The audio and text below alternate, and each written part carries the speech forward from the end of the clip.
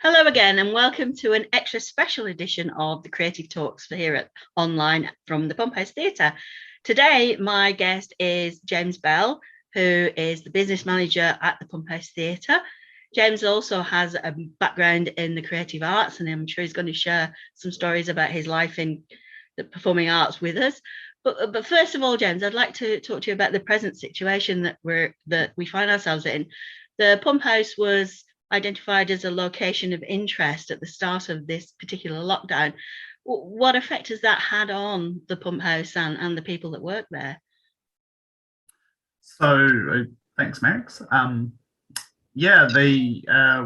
saw on the website, on the Ministry of Health website, that we were a location of interest a couple of days after lockdown started. That was pretty much the only communication we've had about that. So initially, a lot of questions from people about what does that mean? Was it an audience member? Was it a staff member? Was it an actor? The afternoon that we were a location of interest, we had a sold out performance of The Crucible. So that was quite scary to begin with. We basically had to follow the Ministry of Health advice on the website, which was to encourage everyone who'd been there to go and get a test and to isolate at home for 14 days. For I think it was about 3/4 of our staff happened to be there on the day.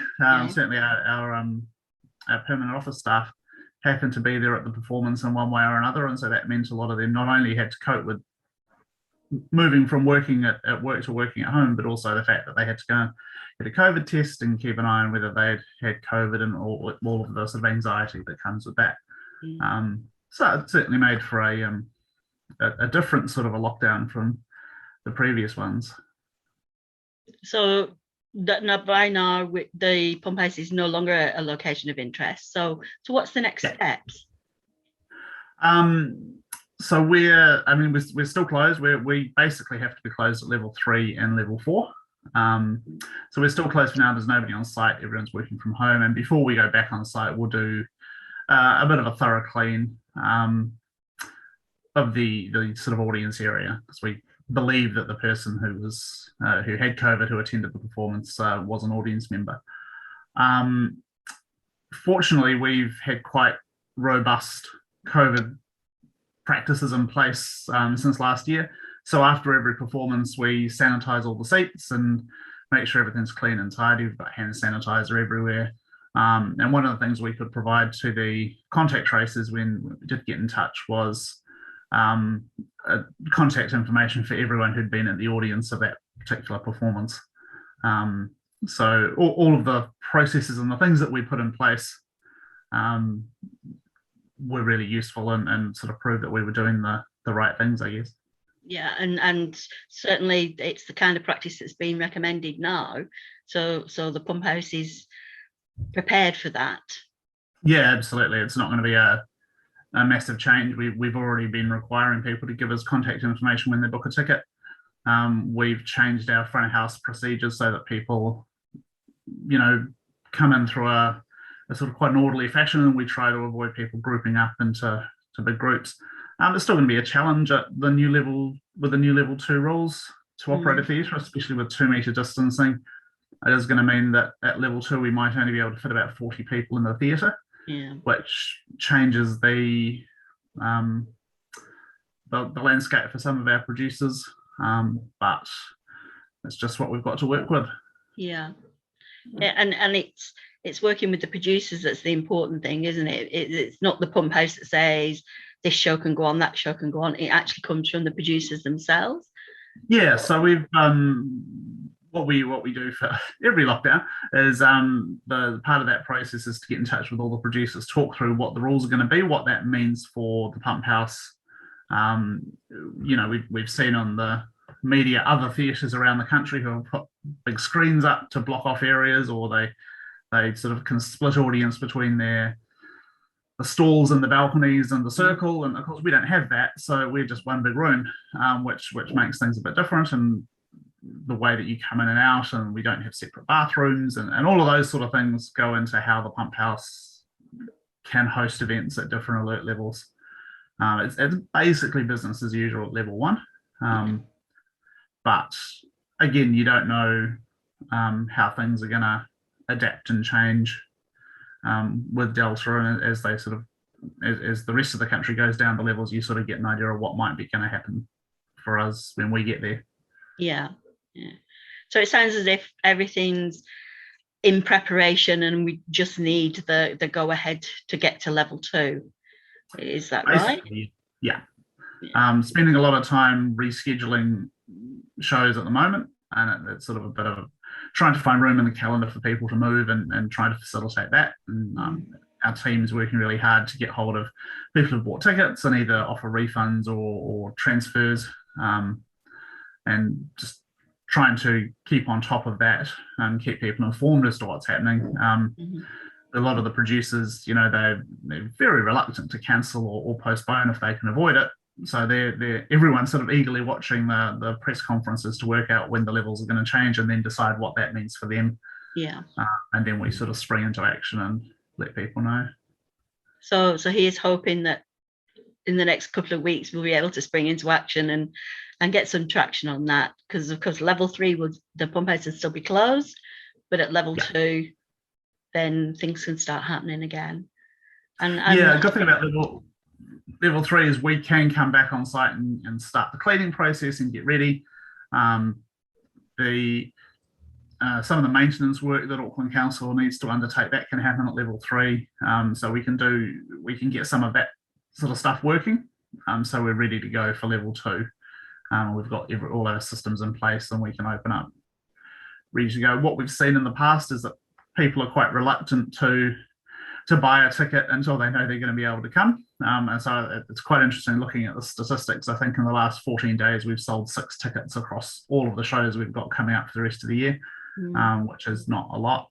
When, it could be, some days it could be 300 or 400 tickets a day that we sell. So it is a big drop. And this is what we've seen before, though. Ticket sales won't pick up until we're back at level 2, maybe even level 1. Yeah.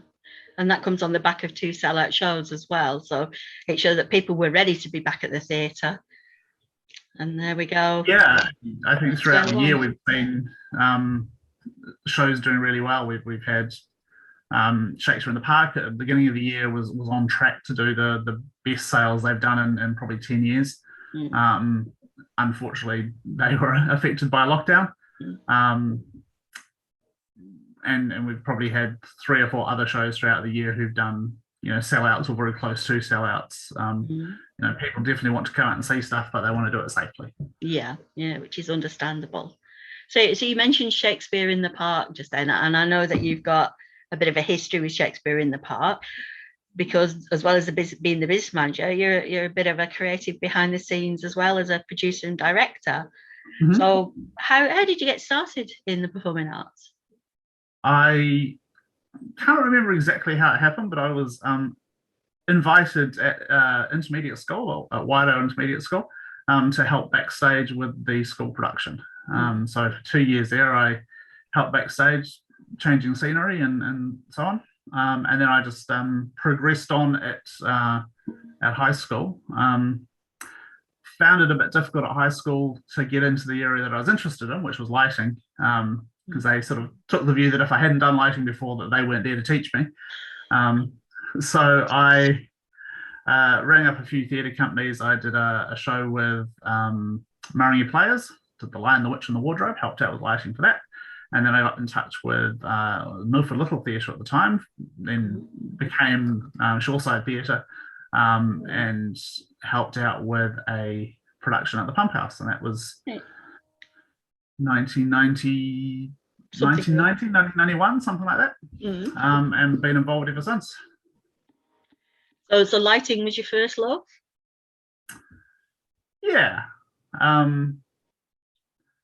I enjoyed being able to be creative and sort of affecting the mood and what was happening on stage without having to be on stage and be a performer. I'm definitely not a performer. But being able to alter the mood of the scene by just sort of changing the lights or putting on some special effects or something like that is really rewarding. And what I enjoyed about joining Shoreside Theatre and doing the work at the PumpHouse is that they didn't all they really cared about was that I was keen and enthusiastic. They didn't care what qualifications I had or whether I'd done it before. They just said, well, there's the lighting desk, have a go, see what you can do. And they were really encouraging and supportive. So it sort of grew from there. Right. So what made you take the jump from lighting to being a director? So I think after watching so many shows, because that's the thing with doing the lighting, is you sort of sit and you watch the show. It's a 10 performance show. You might sit and watch it 15 times, and you get a feel from a sort of an audience perspective of what works and how you arrange people on the stage. And you can kind of see the little intricate things, like all the positions of actors move slightly so that someone can come on stage and take up some space and that sort of thing. And so after watching so many shows, I was keen to have a go at putting that together myself. And do you have a particular methodology of directing? Because I've heard of some directors who plot everything out in shoe boxes, or people who draw things. What's your approach to directing? Not a great deal. I sort of take the view that the actors, I've cast the actors because they know how to act. And that includes moving around the stage and interacting with the other characters and that sort of thing. So if we come to rehearsal, I tell them how to do all of that. That doesn't leave them with anything to bring to the table.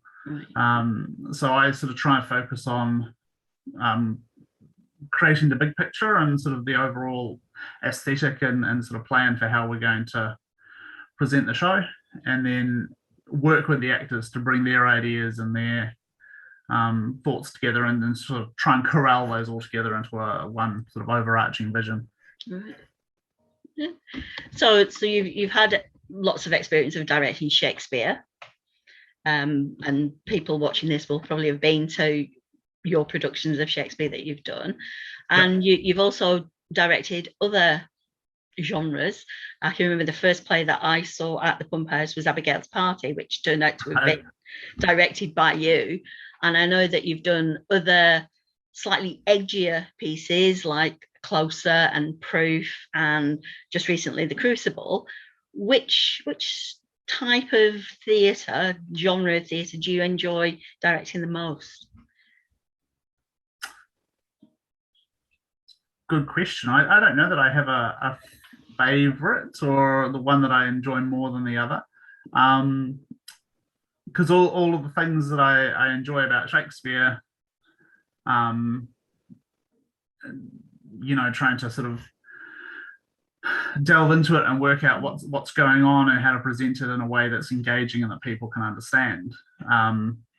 You don't necessarily have to do as much work when you're doing something like The Crucible or Abigail's Party or something like that. But I suppose for those things, we're a lot closer to the real life events that they're inspired by, or the era that they're set in, or that sort of thing. So those things become a lot more important to understand. I think overall, regardless of what I'm doing, I sort of try and do an entertaining show that tells a good story. There's nothing that I dislike more than going to see the theatre and it's just sort of people sitting in a room talking about how terrible their lives are or what a terrible state the world's in, and nothing happens. There's no story. For me, it's all about storytelling and entertaining people, and it doesn't mean it has to be a comedy or a funny show. Like The Crucible is, it's not a really happy, uplifting sort of a show, but it tells a really engaging story in a really good, really powerful way. So do you have a particular style of theatre that you enjoy watching more than others? Not necessarily. I do enjoy musical theatre as an audience member. I'd like to direct a musical at one stage in the future. I have a bit of a musical background. I used to be in the band at school and so on, in the concert band. Learned piano for a while, but I don't have the skills myself to do that. But so that would be fun. But certainly I like. I've been involved in lighting musicals before, and again, the way that all the little bits interact together, and the singing and the lighting and the staging and the acting and everything interacts together, I really appreciate. Is there any particular musical that you'd like to have a go at directing? Oh, good question.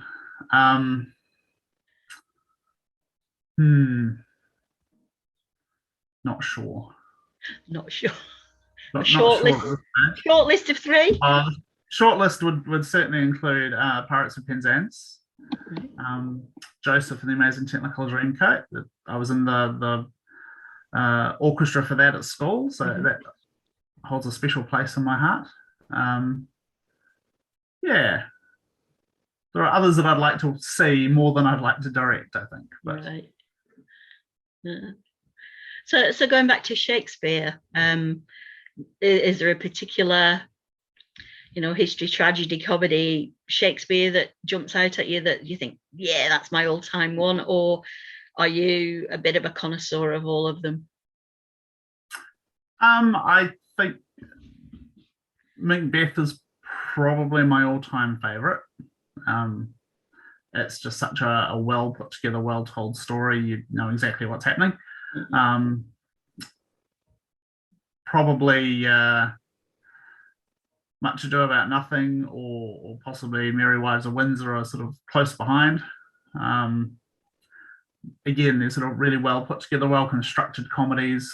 You can see what's going to happen, and it's if we do it right, if we do the production right, then sort of the young kids who come along, the sort of 12-year-olds or even younger who come along and watch, they know to boo for the bad guys and cheer for the good guys, and they know what's supposed to be happening. Which, think about how many people have just sort of put off Shakespeare completely because they think it's too hard to get into.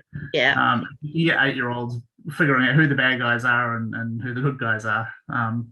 It's all in there. It's all there. It's just waiting to be found. And I think that's what I particularly like about the Shakespeare in the Park at the PumpHouse, which I've been involved in since it started, was it doesn't focus on restaging it or making it, or let's make them gangsters, or let's set it in World War II or anything like that. It's just about keeping it true to text and period and just telling a really good story. Yeah. And I agree with you. It's getting the young people engaged with Shakespeare before they get turned off it at school, because that's one of my big bugbears. I'd just like to say to the viewers who are watching, if you're worried because James has said the Scottish play and he looks as if he's on stage, that's actually just his background, so it's all right. The PumpHouse isn't going to fall down. So we'll just clear that one up for us. So you've sort of gone from directing into production. What's the difference between being a director and a producer? I think producing is all the boring stuff that nobody wants to do. That's how I think of it. But I think the producers really are the unsung heroes of any theatre company, and something that I actually quite enjoy. It'll start from anything from securing the rights to be able to perform a play, and filling out the paperwork and figuring out how to make a payment in US dollars and that sort of thing, to organising a rehearsal venue, negotiating with APRA around the rights to use different types of music, sourcing your lighting designer and your sound designer and your stage manager, that sort of thing, working with the director and the actors, and usually marketing and promotion as well, along with raising the funds to pay for the thing in the first place. If you're really lucky, you've got a theatre company, community theatre company who've been around for a while, and you've got some funds to support the upfront costs, because that's the thing about theatre, is that you don't get the money till after the show, when everyone's been and hopefully paid for tickets and so on. But there's things you have to pay for before the show, like hiring the scripts and paying for the rehearsal venue and that sort of thing. So someone's got to fund that. So yeah, either you've got the funds already, or if you're more of a professional production, then the producer tends to end up being the one who has to do all the funding applications and write the grant applications, often 6-9 months before the production's even going to be on, to try and secure some of that funding. So there's a lot that goes into it, and sort of, I guess, people sometimes think that all you need to do to put on a show is hire a hall and jump up on stage and sing your favorite Disney songs, but it's unfortunately not quite that simple at all. So you say you enjoy doing that. Could you see yourself moving in that direction and becoming a producer rather than a director in the future, or do you want to keep your options open? I sort of go one way or the other depending on how things are going. There's always that moment when you're directing a show where you watch a rehearsal and you think, this is terrible, we should cancel it. And then it all comes together and it's wonderful and everyone sees how great it is and how much they enjoyed it. And you sort of think, oh, okay, maybe I do know what I'm doing. But I'm certainly keen to share a bit more about producing. In my day job at the PumpHouse, I work a lot with producers and I just end up having the same conversations and the same questions about where do I get funding from? Where do I get, what do I put on my poster? Where do I get them printed? How many flyers should I get printed? That sort of thing. And so I think there's being able to share some of that information that I've picked up over the years, I think is something that I'm quite interested and excited about. Mm-hmm.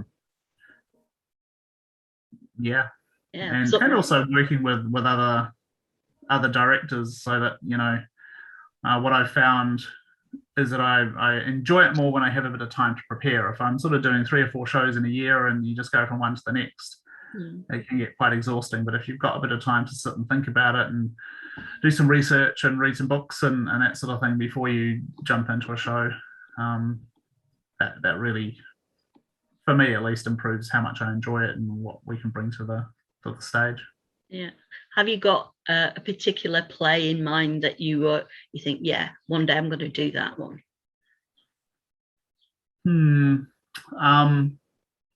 Well, I'd like to do the Scottish play. Trying to think if I've directed it before. Yes, I have. So I'd like to do that one again. That was just done recently at the PumpHouse, so maybe need to wait a few years for that one. Mm-hmm. What else? Can't think of anything off the top of my head that I'm desperate to do. You don't have a short list of 3 in your head that I'm going to do that, and that. I've got quite a long short list. Top of my head. There's a few plays that catch my interest from time to time, which I like to do. It's just finding the right the right time and the right environment and the right venue and that sort of thing. Yeah. To do those. So apart from Shakespeare, do you have a particular favourite playwright, or are you into doing like very forthright plays, or you've really got a leaning towards comedy? I do quite like the term resurrected classics, and it's things like The Crucible or sort of Chekhov and those sort of things, are sort of the plays that people don't really do professionally anymore. Right. Auckland Theatre Company might pick up a Greek tragedy or some Chekhov, but then they rewrite it so that it's got a Kiwi flavour and it's set on a farm or something like that. Mm-hmm. I think there's an audience out there for just seeing a good quality, professionally done version of The Cherry Orchard or The Seagull or something like that. And again, you find a lot of even community theatres now either shy away from that sort of production, or they tend to chase the money. And fair enough. And you do see theatre companies who sort of get stuck in the cycle of they do the murder mystery and then the Roger Hall play, and because they all sell really well, then that's all they ever do, because that's what they need to do to be sustainable. And so it's finding a balance to sort of if that's what you need to do, then do a play that brings in the money, and then that hopefully funds the opportunity to do a play that you have a different reason for doing. And again, it comes back to producing, is sort of sitting down at the beginning and deciding, well, why are we doing this play? Do we just want to make a fortune? In which case that means you have to choose a particular type of play. Yeah. Do we just want to have fun with our friends and hang out and do some theatre? That's a different type of play. Or do we want to do a really important political message and really sort of make a change in society? And that's a different type of play again. And sometimes it's great, you get to do all 3. Hamilton would be a great example of a play that sort of ticks all three boxes, but they're really rare. Yeah. So you should sit down and figure out what your goal is, because if your goal is to just have fun with your friends, then you can't be too worried if it doesn't make a profit, or if only 10 people come each night. That's a different goal. So when can I book in Hamilton at the PumpHouse then? We'll be doing that one. Well, we don't have a Revolve yet. So need to get the Revolve going on stage. Okay, maybe that could be one of Auckland Council's little jobs that they do. Well, yeah, you get a grant. Yeah, that's what we do. So you work in the theatre, you do theatre as a hobby. Is there anything else that you do that's not theatre connected that people might not know about you? I was going to say I take photos, but I take photos of theatre. So that's basically theatre connected, isn't it? It is. I do like to travel. I like to travel overseas and take photos of interesting places and sort of go and explore strange exotic locations. And yeah, I like to.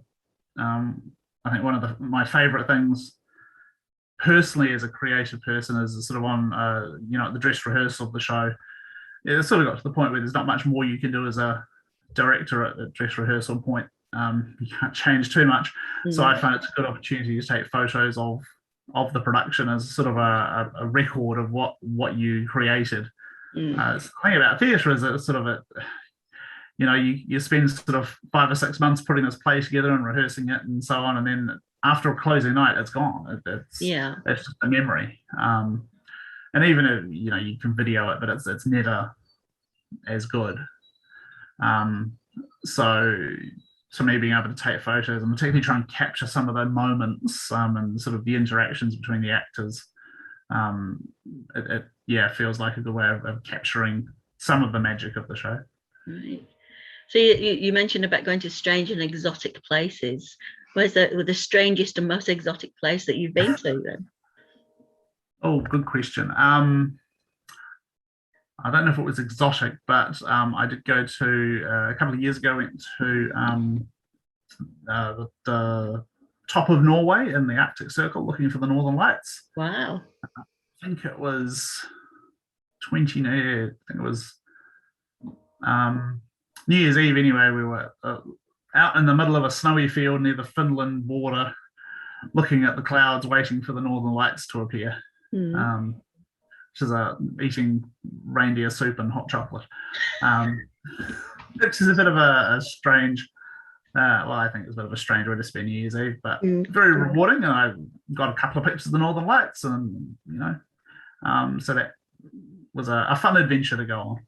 Cool, the Northern Lights. Yeah. Is there anywhere that you particularly would like to go? Once we get back to normal and we can travel again, is there somewhere on your bucket list that you'd like to go to? I'd like to go back to Europe and see a bit more of Europe.